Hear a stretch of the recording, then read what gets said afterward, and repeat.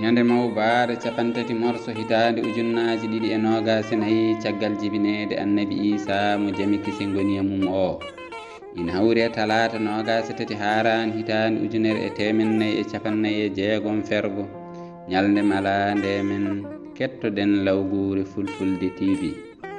Pulaar e pulareeji. Arɗo Dia, holko Pulaar wi?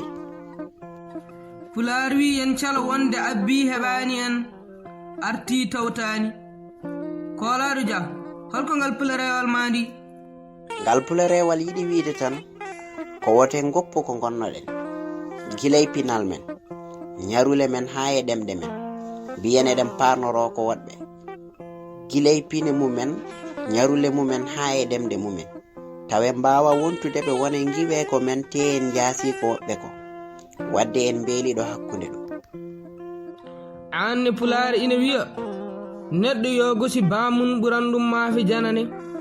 Sa yiɗa siforeede tenkowo holko ngal pularewal firata?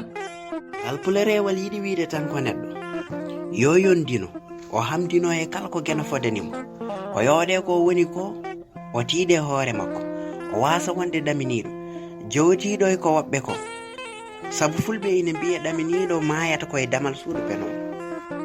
Koye sawtol Arɗo Dia mo windi ñiibi e Koolaaɗo Dia mo ceelow. Lawguure fulfulde TV wi en digaali ɗi ngalda e toɓo alaa ko kunnata ko noon haala ka alda e golle alaa ko nafata golle ɗe ngalda e laaɓtugol ngalaa ko njencinta yo jam ñallu saro e adunaaru ndu kala.